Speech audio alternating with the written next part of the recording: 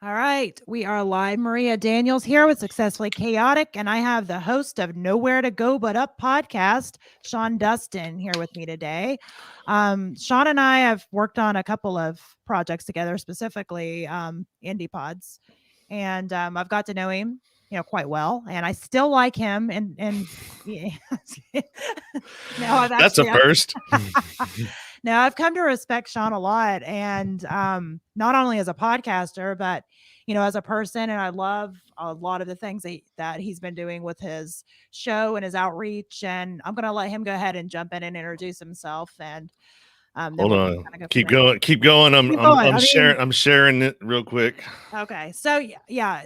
While you're waiting on him to share that, make sure that you check out Nowhere to Go But Up podcast and like, follow, subscribe. He's got some great stuff going on there and some great guests talking very real. And that's kind of my thing, the real, the raw, the authentic. And I love that you're all of those things with your show, and I love that.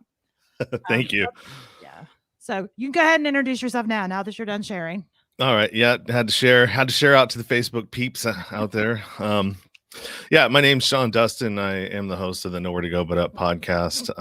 I started that probably, it's going to be about 2 years in May. And it's been really interesting, actually. I've been able to meet a lot of great people like Maria. Some of the guests that I've had, well, actually most of the guests that I've had have been really, really good interviews, and really knowledgeable on some of the topics that they're talking about. It's kind of, I have a wide variety of topics in my catalog. So I mean, it started out as one thing, and if you're a podcaster, Maria, you probably know this. You have a vision in mind of what you want, and then once it starts, then it sort of takes on a life of its own, and your personality as well. Absolutely. And well, and I think that that's part of the fun of it, though. And maybe that's just for me, but because I like to do different things all the time anyway. I've kind of got one of those personalities, but I really like that, I think as people, as humans, we kind of change and develop as we go along. And it's the same way with, just with the podcasting world. You kind of, create your idea of what the podcast is going to be. And then as things go along, you kind of watch what's going on with your listeners, what's going on with, the stuff that's being said on social media. You're listening and learning all along the way, and then you're kind of critiquing from there. So can you tell everybody that may not know, what prompted you to start a podcast? Well, it was a lot of different reasons. The first reason was I was listening to Joe Rogan religiously for about 2 years straight, and he just kept always saying how you should start a podcast. He'd always say that to his guests. Yeah, you should start a podcast. You should start a podcast. Here's an interesting story. Start a podcast. And I've always wanted to kind of get my story out there. For those who don't know, I struggled with addiction for about 18 years. I was in and out of prisons, jails, rehabs for that entire 18-year period. From the time I was 15 till I would say my early 30s. Like I said, been to prison. And even when I got out of prison, I still wasn't done and was making my way to go back before everything changed and I stopped. My drug of choice was methamphetamine, and luckily it didn't tear me apart like I've seen so many that it has. It's a devastating drug to some people. I was lucky enough to be able to sidestep some of the physical things. A lot of people, they look at me like, I would never thought that you did meth for about 18 years. Long time. Yeah. Yeah, and so basically it was that, listening to him. And then I was just at a point in my life where, I mean, yeah, even though all the drugs and everything else were done, I was, became successful in the business that I was in, which was a commercial, I'm in commercial construction. I'm a union tradesman, mechanical insulator by trade. And, I'd found success there, but still, you ever hear of the dry drunk? Yeah.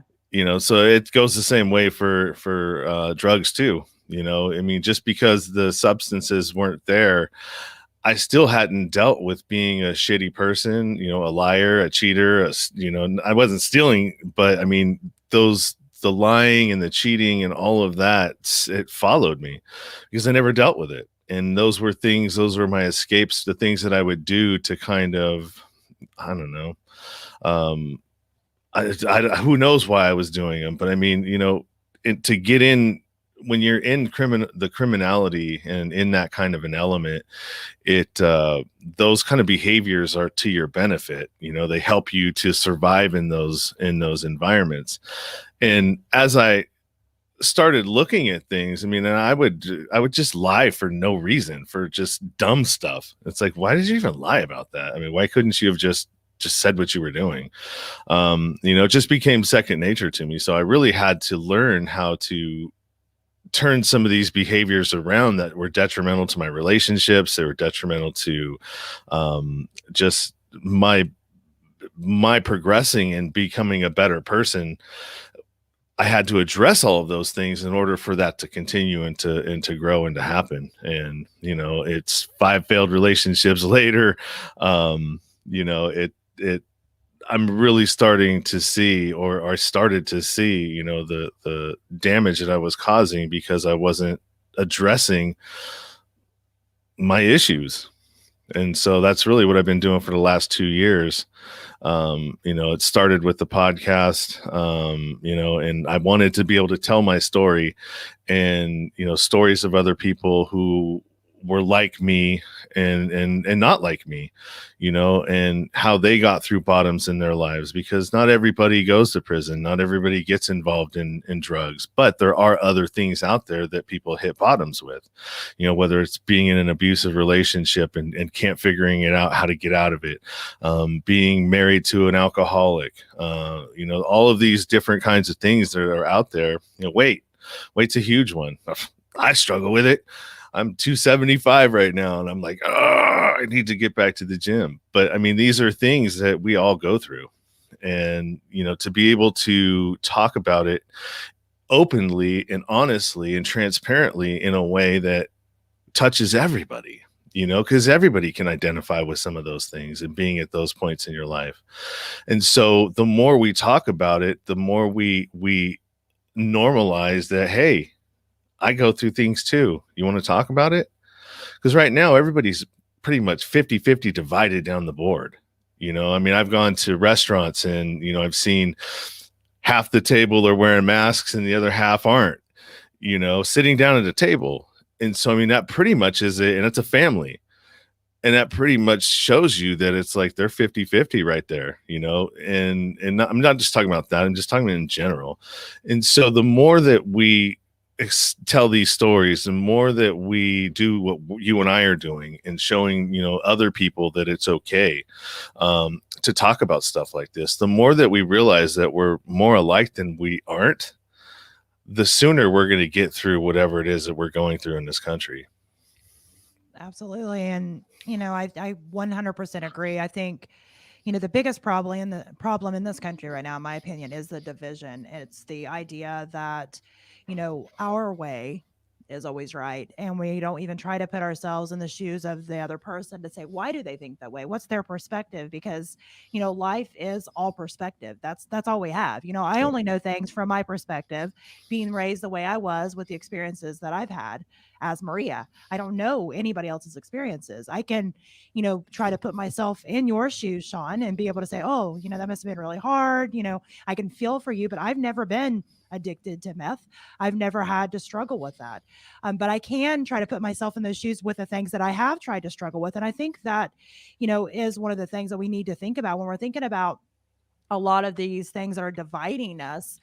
Instead of being so quick to, again, jump and defend, just stop and listen. Listen to the reasons why they think the way they do. Even if it is 100% wrong in your opinion, just listen, because, I'm a big believer that nobody's 100% wrong and nobody's 100% right, and nobody's 100% bad and nobody's 100% good. Everything's just kind of like this mismatch in the middle. And, with that being said, listening and really trying to listen to other people's perspective is the only thing that's going to kind of cure that division. And hey, Cammy said, hey, and she said, we're awesome, Hi, which Cammy. You're we awesome too. agree. we agree we're awesome, but you're all yeah, you're awesome. And Kami said that the division is real, which it is. It's for sure.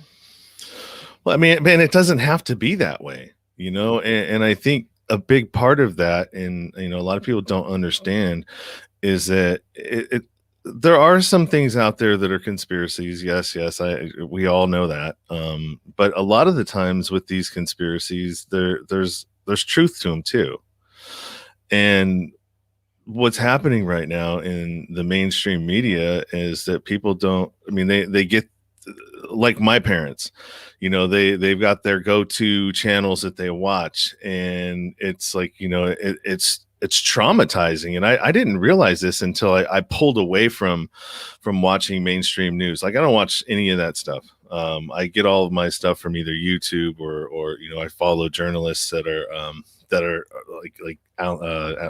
Glenn Greenwald, Jimmy Dore, just people that I feel like they're telling the truth, or other folks that will give references and show you on their screen exactly where they got their information from, so you can go look for it yourself.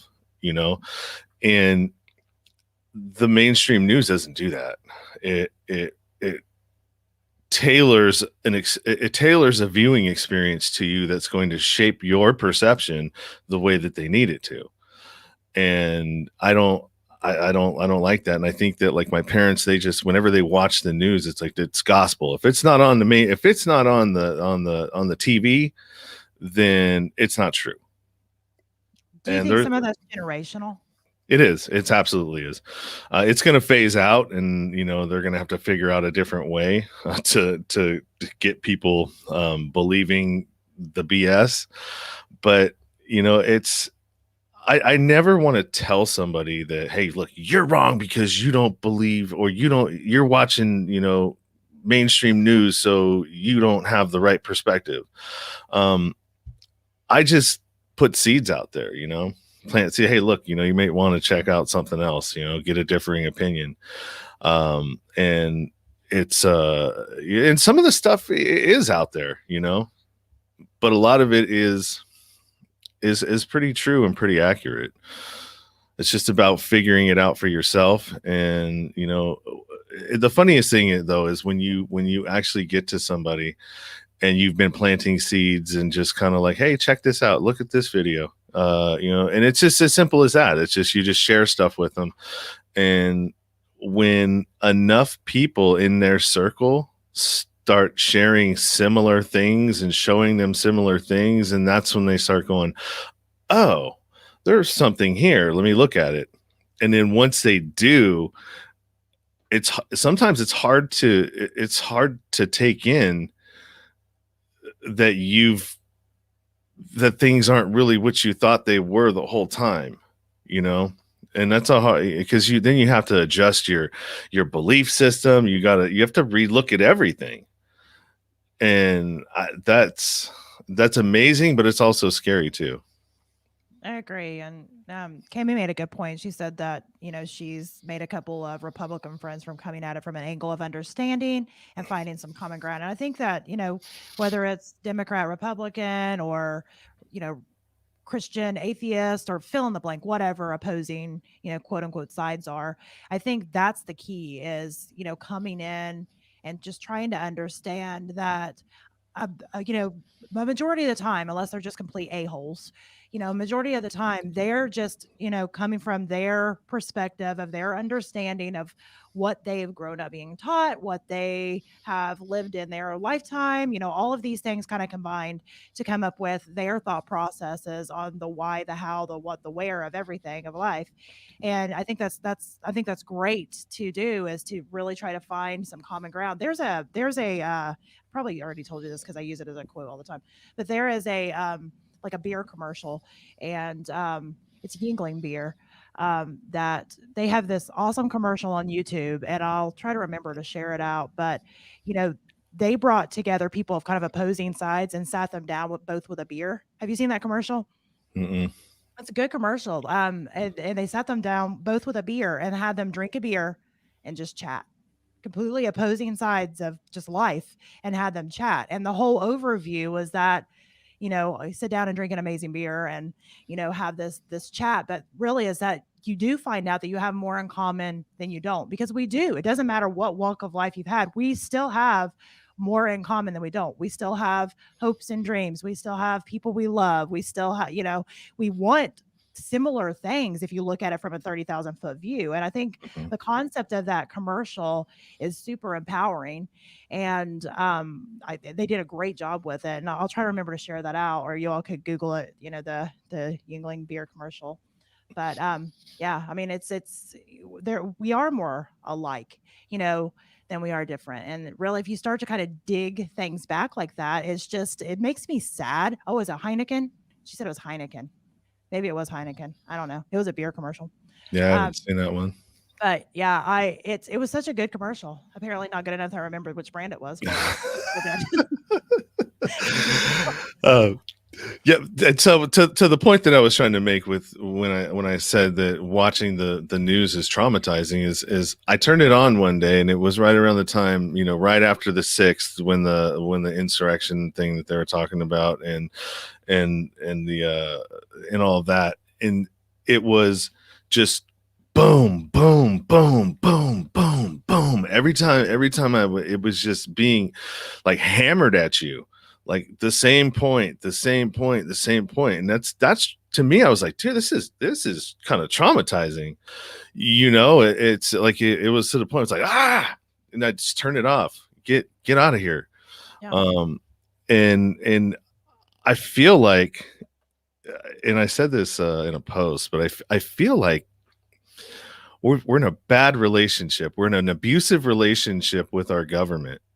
And from the even to the point where, they talked about the $2,000 checks, which, Biden, campaigned on, in Georgia, mainly. He's like, if you vote for me, you're going to have $2,000 checks right out the door as soon as I get into office, immediately. And then a little bit of time went by, and it went to 1,400 plus the 600, and the last one they dropped it down to 1,000. And that's no different than your addict person in your life, or abusive person in your life, whether they're harming you verbally or harming you physically. It's the same kind of repetition, the kind of behavior that it's like, okay, well, all right, well, I'm going to do this. I promise you this. I'm going to do this. I'm never going to do it again. I promise. And then, they slip back and they do it again, 2 days later. I feel like we're being gaslit all the time. And so that's why I don't even want to pay attention to the national scene anymore, because what's more important is in your own community, because that's where you live. That's where you spend all your time. That's, heaven forbid we ever end up in a civil war or a revolution or something like that. I hope we don't.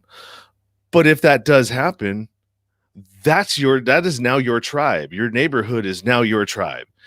Whether or not you like your neighbor, you're going to have to depend on him, because you're going to have to defend your homes and your neighborhood from whatever outside influences or forces are going to try to come in. And so people really better start getting to know your neighbors and getting involved in your neighborhoods, putting people in political places in your communities that you do believe in what they're saying. Vet the information. Don't just listen to somebody who's a smooth talker and can woo you into voting for them. Do some digging into who they are. And at some point, if everybody starts doing that, then we can start getting the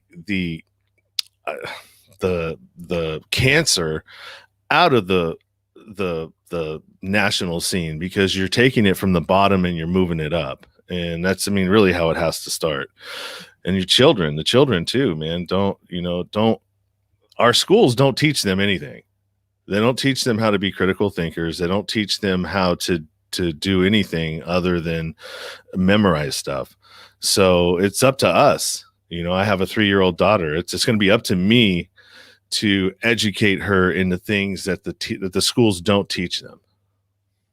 Yeah. And well, and I agree with you. I don't watch news. I don't even know how many years it's been since I've watched news, but I don't watch it. And it's honestly, it's for me, it's a I don't like the negativity. I have enough stuff to deal with in my own life. I don't need to hear about all this other stuff that I can do zero things about. And like you said, start at the foundation level, start in your household, then your community, and then your county, and then your state. And, fine, if you can change the world and make it up the ladder to where it makes a big impact nationally, go for it. I'm not saying people can't, but, I think the idea that start at the top and, try to fix it at the top level is unrealistic at, best. And, I agree. I just, it's, and I have a lot of family members that, like you mentioned, your parents do, watch the news religiously and flip out about everything. And I'm like, listen, I was like, what are you going to do? I mean, what are you going to do about it? Because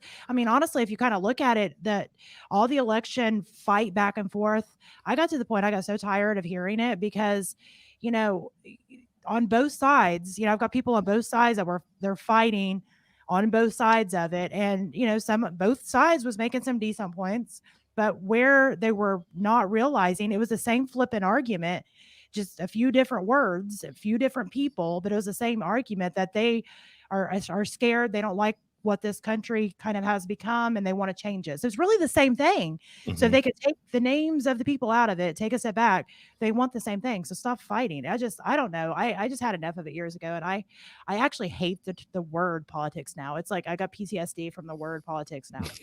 So I do. I was like, ah. As soon as somebody says that word, I'm like, ugh, ugh. But everything ends up having politics in it. You know what I Oh, mean? Even from your own little small organization that you may be a part of.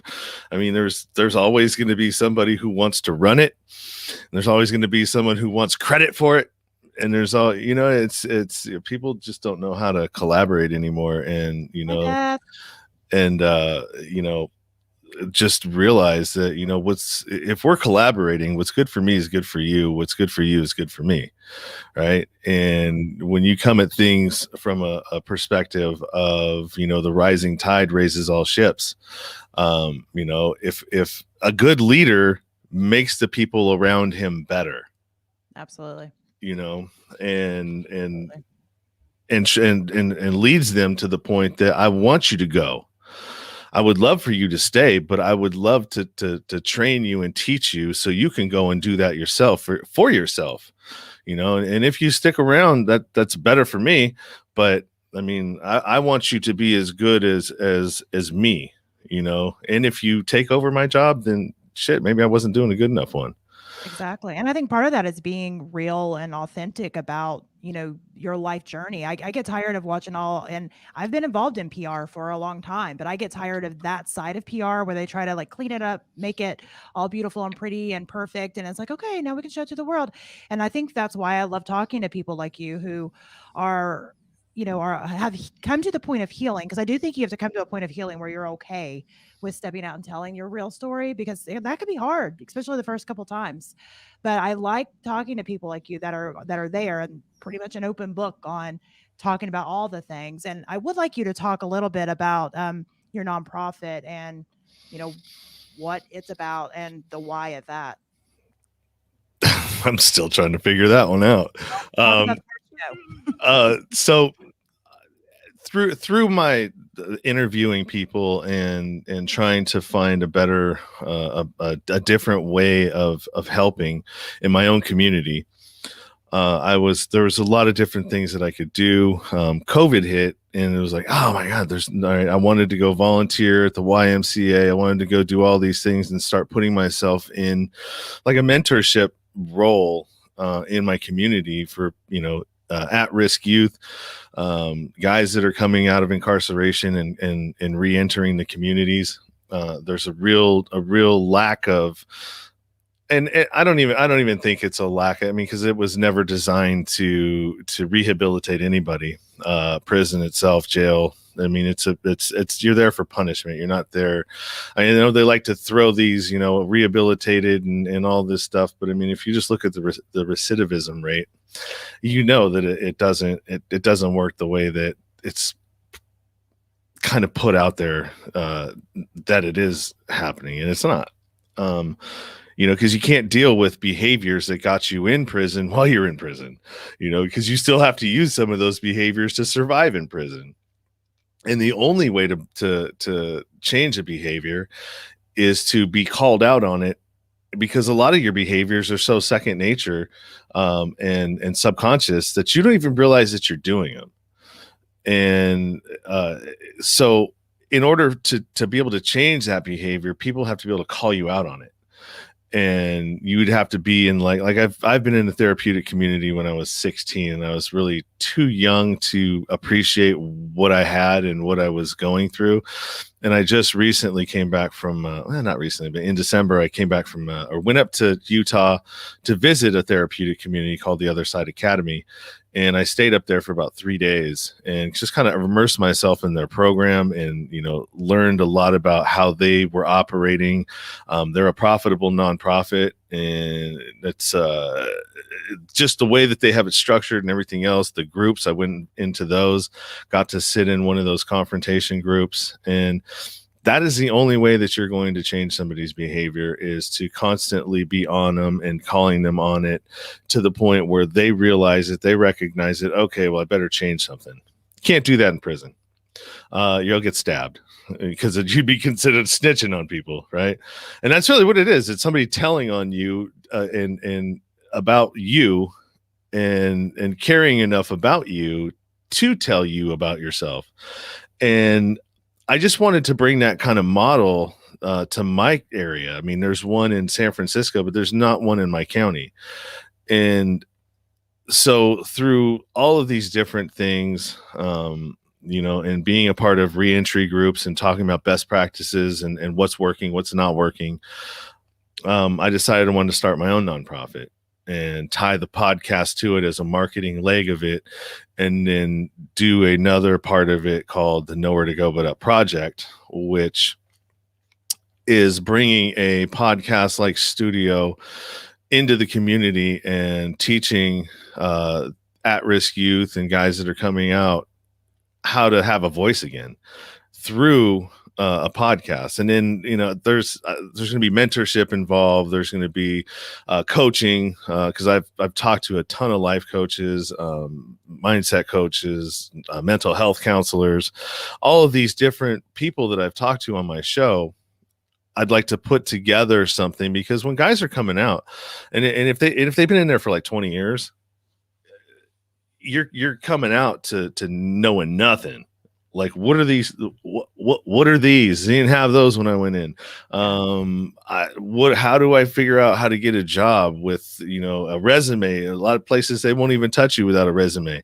How do I do that? What do I got to do to fill in the gaps, of employee? All right, what'd you do for the last 20 years? All right, well, you got to get creative.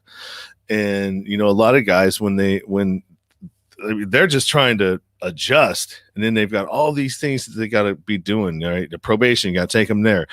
You got to have a job by this time. You got to go do a drug test. You got to do all of these. You got to jump through all these hoops, which in some cases, it seems like it's designed to set you up to fail.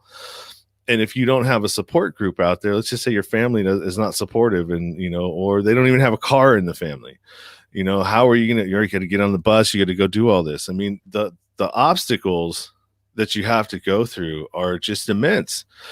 And so just combining all of those things and providing a program that touches on everything, even to the point where, hey man, you need a ride to get to your probation appointment. You know what I mean? So it's just kind of like a one-stop shop of somebody who's coming out, and re-entering. Plus you've got, juveniles that are, 16 and over, that we're trying to keep from going there. And so it's a kind of a one-off, you know what I mean? You'd have the guys that are coming out mentoring the ones that are they're there, the juveniles, and being able to talk to them, about, hey man, it's not the way you want to go. And then another part of it I'd like to do, and I don't know how feasible it would be, because I have no idea. Today I'm actually talking to a SCORE mentor about the business part of it, because I'm not a business person. I'm a creative. I have a million ideas, but don't know how to execute any of them. Is tackling some of the homeless issues and people, going hungry. Right now there's a lot of people out of work. There's a lot of people that don't know where they're going to work. They don't know what's happening. March, the unemployment's going to run out. So I mean, we're heading to a place that's not going to be very good for a lot of people. There's going to be a lot of homeless people coming up. When those moratoriums are lifted and people haven't been paying their rents for maybe almost a year now. Yeah. There's going to be a lot of catastrophe. I'm afraid that's going to be in the wake of this thing, and we have to be ready. And so hopefully, that being able to take donations from grocery stores, food donations and stuff like that, and helping to feed the people that are struggling out there as well. And then having the guys also be a part of that and teaching them that, look, man, it's about giving back. If you want to, one of the most prolific things I think that I took from the rooms, I'm not a 12-step person, but one thing that always stuck with me is you can't keep what you have unless you give it away. And a lot of times when you're helping other people, it takes you out of yourself and out of your problems and gives you a perspective of gratefulness that when you're serving people less fortunate than yourself, it makes you realize how fortunate you really are. Absolutely. And I think I'm a big believer that everybody should pick, something that's close to their heart and give back and volunteer and figure out how you can get involved, because I agree. And homelessness is one of the things that's kind of always been a soft place kind of in my heart. Just because that's the bare, you know, minimum of just human existence, is having a safe, warm place to lay your head. And just the idea that so many people don't have that very basic thing is heart wrenching. So I mean, I love that you're doing all those things. I do have a question, and you may not know the answer to this, and that's fine if you don't. But um, do you think that a large part of the homeless community are, drug addicts? Or I mean, how does that correlate within that community, or do you know? Well, I know that a large portion of the homeless population are veterans and people that have served in our military. And I was listening to a Joe Rogan episode not too long ago. It was one of his recent ones, and he had a neuroscience scientist, somebody that deals with the brain and TBIs, traumatic brain injuries, and so a lot of guys that were in the special forces and are around blasts a lot, they suffer from TBI, right, and inflammation and everything else, and they're starting to see, and I don't, I probably shouldn't even be talking about it if I can't say it correctly, but they think that there's a lot of the stuff that they're dealing with, like with the CTE and the guys that are committing suicide from that, or just the the guys that are coming back from the service and veterans that are committing suicide, is tied to inflammation in the brain, and Mhm. due to being around blasts and stuff like that. And of course, people in sports having to do with contact sports and head injuries that way. But yeah, a large portion of them are veterans out there, and they. I don't know, man. I've talked to a few homeless people, and they just don't want it. They don't want the responsibility. Not all of them, but there's a portion of them out there that, I mean, it doesn't matter how many homeless camps or small cities that you build or centers that you put up for them, they'll never go there. Hi, And Diana. hi, Dana. And they'll never go. They just don't want the responsibility. They want to be able to do drugs, if they want. A lot of times it's just self-medicating, and I've from talking to a lot of people that are bipolar and suffer from mental illness. I mean, that's, you get off of your medication because you don't like the way that it makes you feel, or you feel it makes you feel normal again, and then you pull off of it. thinking that you don't need it anymore, and then you start using the other harder drugs, street drugs, to self-medicate yourself. um, I don't know. It's a tough one. I know that there's a lot of, I mean, just like within our own communities, there's a lot of different factors in those communities.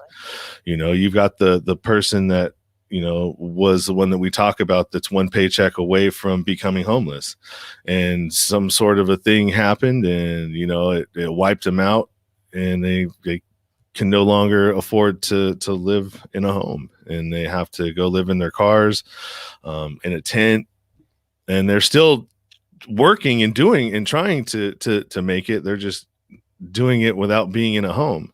And then you've got the ones that have been in it for a long time, and they'll continue to do that. And I don't know what the answer is there.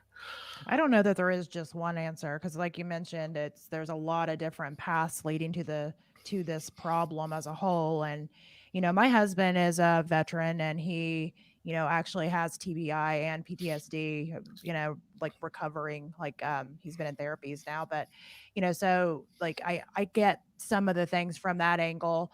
My brother has struggled with drug addiction, so I see some things from that angle. And one thing I do know, um, just from, again, just my experiences through them on both ends of that. I mean, neither of them are homeless. Well, my brother is in jail right now, but that's another story for another day. But my husband never ended up homeless or anything, but I have watched the struggles, that people can go through. And the reason I was asking, just from the drug addict standpoint, is you mentioned when they come out of incarceration, which again, I've experienced that from my brother's standpoint, watched his struggles and how he comes out he comes out shell shocked, and then he goes from that just ready to just take on the world. He can do this, he can do it. And he does really well for a while. Then he slowly starts tripping up because he can't find a job. And then he's struggling with this. And a lot of people who struggle with drug addiction also have underlying, trauma issues. They have underlying mental health issues that a lot of times, like you mentioned, have not been addressed. And it's like they have all these things they're expected to do while also internally dealing with a whole lot of junk. And you add in the fact of a lot of people struggling being able to pay their bills. You mentioned all of that together. I just wondered how many people do end up tripping up, giving into drugs again, and end up homeless just because of that, because at some point in time the weight is just so much.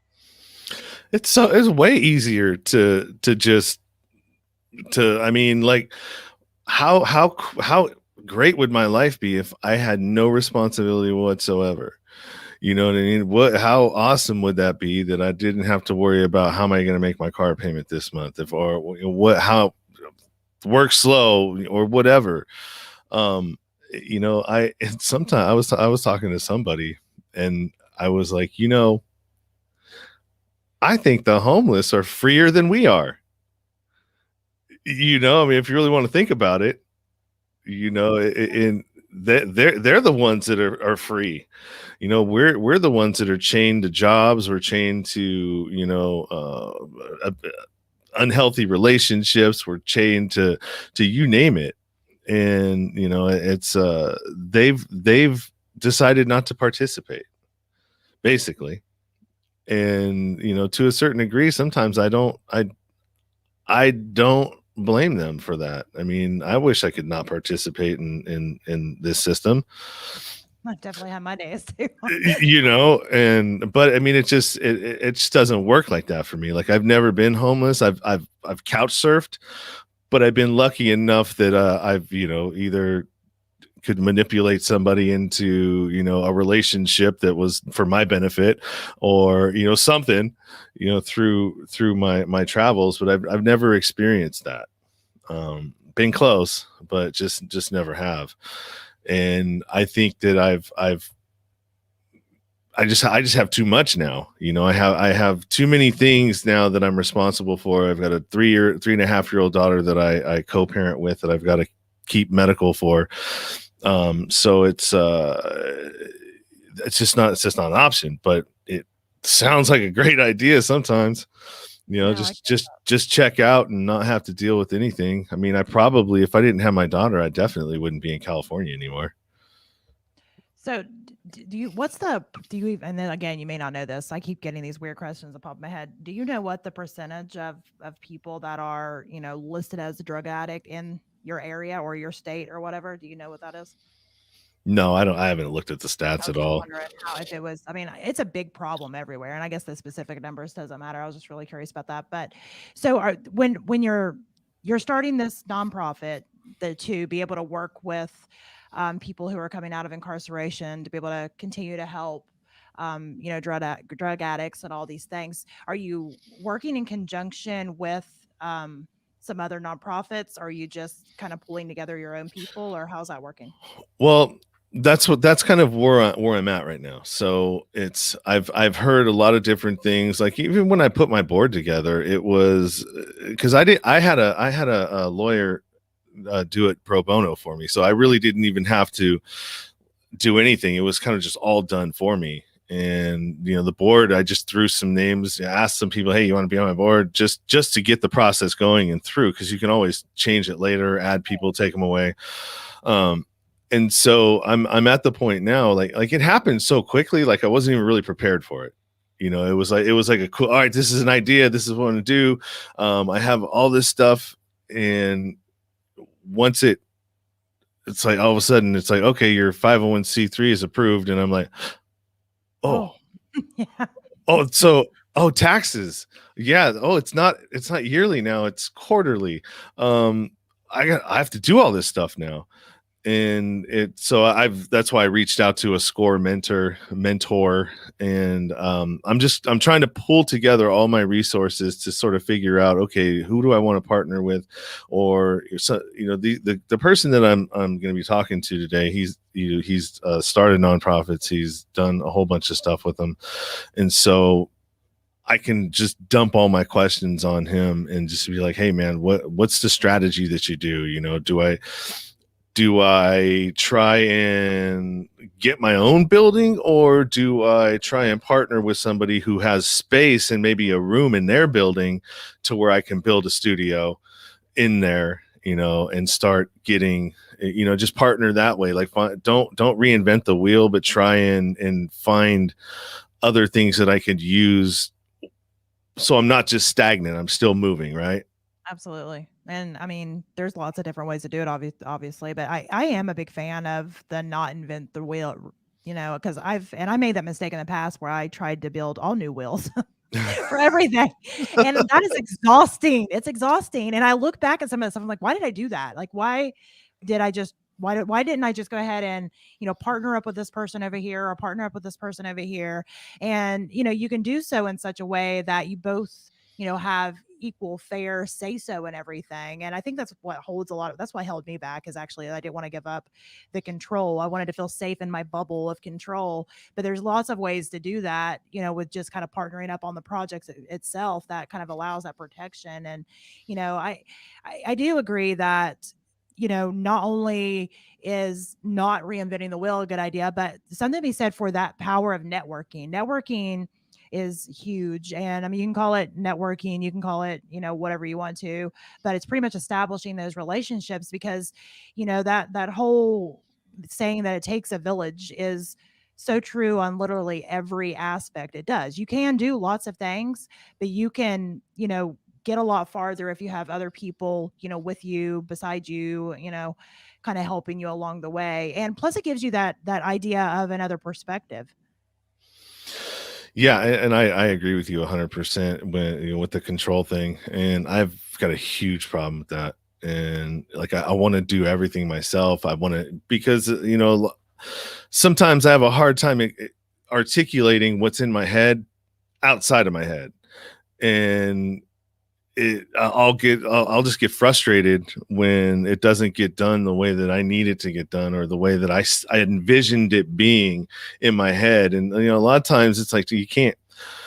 It's I'll use the analogy here, where a project manager for a construction company, right? They're looking at it. They're looking at the project from paper, and they have a lot of times they're just coming out of college. They're not they've never been in the trade at all, and they look at it from like a black and white perspective when it's not black and white at all. It's like, okay, we got to take into account, well, maybe if there's going to be a bunch of material there, and I don't know if that even fit, but Well, hypothetically speaking, depending on your point, I know where you're going with this, but let's go ahead and share it. but yeah, it's the, having to realize that, look, you're going to get it done faster if you can bring some more people in that maybe don't understand it, or don't don't see it the same way you do, and maybe they might have a better perspective of it, or how to get there. And here's like another example of what I'm talking about. So I applied for a job with for a video producer for another nonprofit that deals with like child sex trafficking, and they're advocates for that, and having to do with children and sexual abuse and stuff. And the guy asked me yesterday in the interview, he's like, well, what are you looking to get paid? And I'm like, well, I'm pretty flexible. This is more kind of just to learn and maybe get paid something and help you guys out, because you have a nonprofit, and I need to know some of the things that you guys are doing, like, how fundraising, what does that look like? How do you guys go about doing it? Who do you partner with? The bigger ones, and so I like to do a lot of stuff that way. It's like, look, man, just hands on. I'll sacrifice some money. I mean, if I'm only going to be working for you for, 10 hours a day, and, it's going to be remotely, or not 10 hours a day, 10 hours a week, and it's going to be remotely, to me, that's like a drop in the bucket. If you're going to give me some knowledge for me to get a little bit further, I mean, it's almost like an internship. I would say it as. Absolutely. And I think you can learn a lot of things as you go like that. I've done the same thing, especially early on, with my business and different projects I've had is, you have to kind of get in there. And I'm more of a hands-on learning type of person anyway. I can get a little bit by watching a video or reading some stuff, but really I want to get in there and kind of dive in and do it. And being able to create those partnerships and that network of people to kind of pull from allows that to happen, because, there's so many different ways of doing things that, if you sit there and try to learn it all yourself from classes and stuff like that, which are great to utilize, but, you don't really know what way is going to work best for you unless you kind of really just dive in there and try it. And I think that way of doing things is amazing. With the podcast, with Nowhere to Go But Up, when did you start that? How long have you been doing it? In May it'll be 2 years. Okay, I thought you were about 2 years. Yeah, so it'll be about 2 years. I just released my 99th episode yesterday, or this morning. Oh, you gonna have a party with the 100th? Well, I wasn't sure what I was going to do for 100. I was thinking of because there's some episodes in my early ones that I'm not fond of, and when I went back and listened to them, I was like, oh my God, you sound like a douche. I think we all do that. Listen to yeah, but I mean, it was just like it was one on dating, online dating, and I think I just had a bad experience, and it was still had some anger from my ex and all of that, and probably shouldn't have got on the mic. And so the way that it came out, when I listened back to it, I'm like, ooh, God. And I wanted to pull it. Honestly, I wanted to pull it because I didn't want people to think that like that's who I am. And I was like, you know what? Your podcast is on transparency and authenticity. So you got to leave it. And so what I think I want to do is I want to go back and take 10 episode chunks and do my 100th episode about reviewing those in those ones, and then actually talking about where I may have been at. Like for that one, it's like, look, sometimes you say things that you're not proud of. Sometimes you do things that you're not proud of, but 2 years, removed from it, if you're doing life right, you're not going to be that same person that you were 2 years ago when you made that episode. And so I just kind of want to, let everybody know a little bit what I liked, what I didn't like, what I've learned about myself.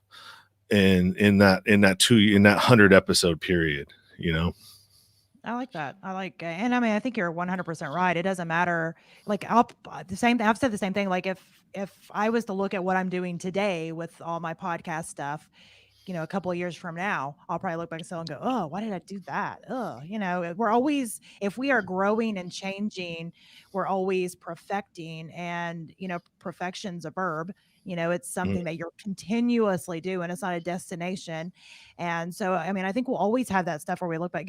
I was looking at old pictures not that long ago of, I was actually making fun of some of my teenage kids and my 20-year-old. Like, some of the stuff they wear is literally like deja vu. And it's not even the good deja. Some of the stuff is like, why are you wearing that? Trust me, you will regret this, because let me show you a picture of my regrets, type of thing.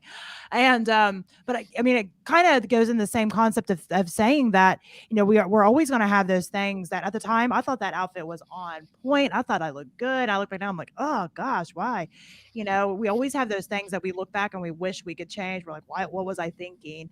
So I mean, I like that idea of going back and kind of really explaining where was your mindset there, because I think it's important, especially if people are at that mindset point at that moment, to hear that you can kind of come out of that negativity, or whatever the case may be of that particular episode. I think it's important to kind of say that. I think it's a great idea, unless you want to go ahead and go for a party, and then we can do that too. So we can have a 100th episode party. We can roast your old episodes.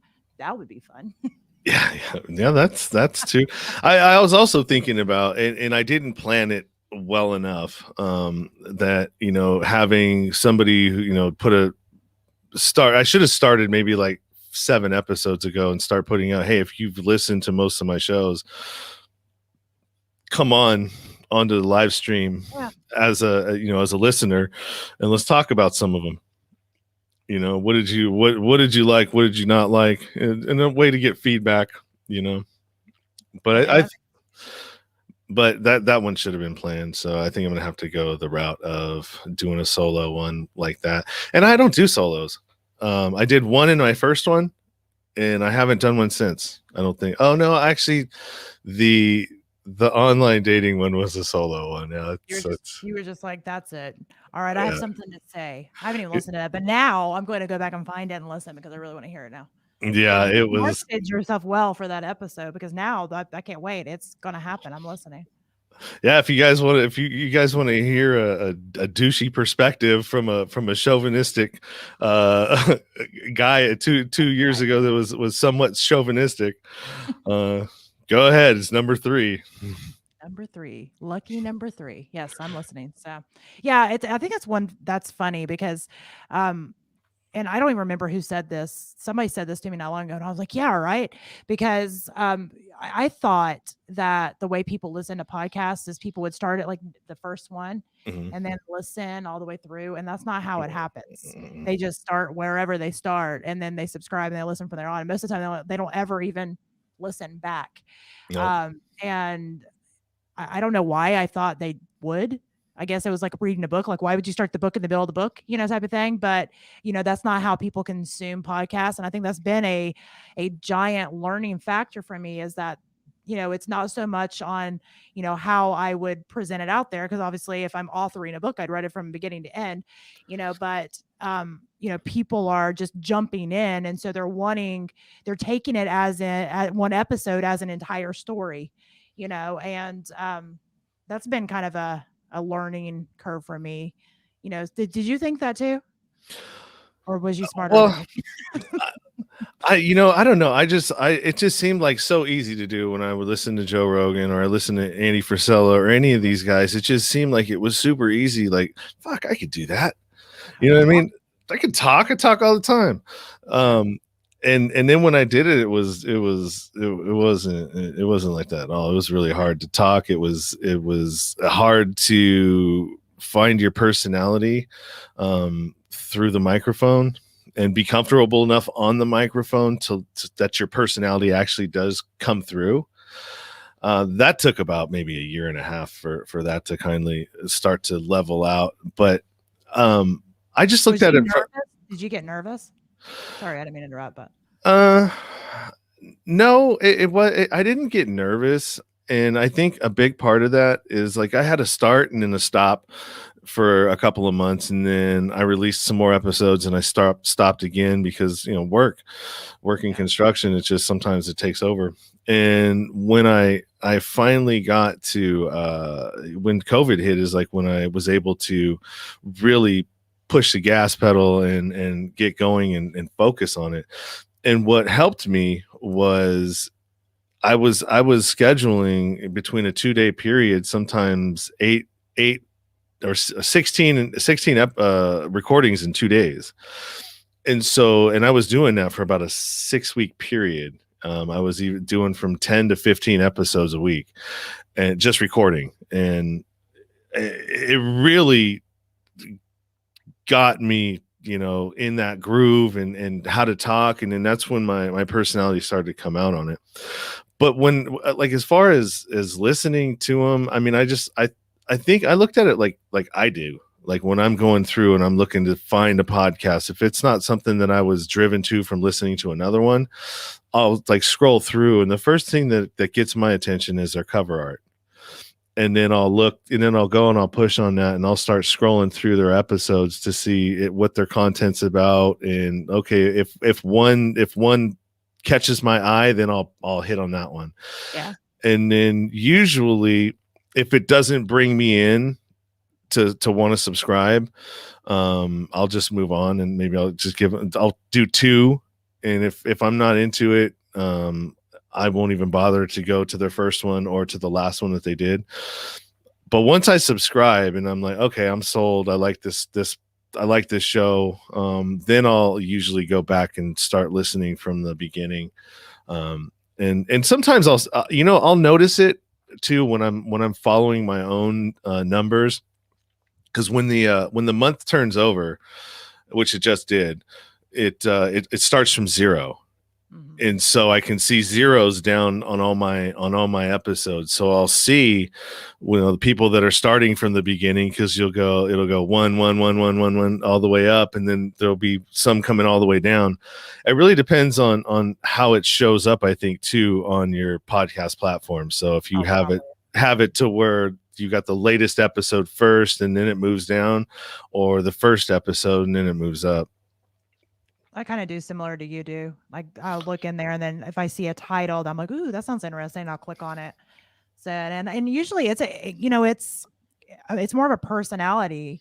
Like, the personality will grab me in way before the topic. The topic's great too, but the personality, I have to mesh with them personality-wise. If they're too dry, if they're like the teacher from Ferris Bueller, I'm not in at all. I mean, I know there's a time and a place for that kinda stuff, but I'm like, "Nah, not for me." Yeah. You know? So, yeah, it's funny the journey you go on and, when you come into the podcast world and, I jokingly refer to myself as an accidental podcaster because I didn't know anything, like 0 things about it when I came into it. But it's been an amazing journey, and I, love talking to people like yourself, and your podcast is great, and I love the guests you have on, being able to meet all these people. I think that makes it worthwhile for most podcasters. Now they're all of them that I've talked to anyway, say the same thing. Can you go ahead and share with everybody just where they can find your podcast and your social media, all your stuff, where they can find all your stuff? Where's Sean? Well, you can Google me. You can Google Sean, or you can Google Nowhere to Go But Up, and usually it'll show up there pretty easily. Another way that you can find me is you can go to. I'll type it in the chat and you can throw it up Okay. there. But And while he's doing that, we're both part of Indie Pods United. So you can also follow Indie Pods United on Facebook, and there's a page and a group, and there's going to be some amazing things going on there. If you missed the last summit, you missed out, but you can still catch some of the stuff on the YouTube channel and connect with everybody there. So yeah, so my link tree is probably the best place that you're going to find everywhere to connect with the show, whether you want to donate to the show, Patreon, all my social media is there, Facebook group. And my show is basically, it's a live stream now. I live stream it to 3 locations. I don't have a set date or time. It's just usually whenever my guests schedule, I just go live there. Yeah. So if you're looking for some consistency, you're going to get probably 8 to 10 episodes a month. When they drop, I have no idea. It's whenever I get them done. And so yeah, all my episodes going forward will be done that way.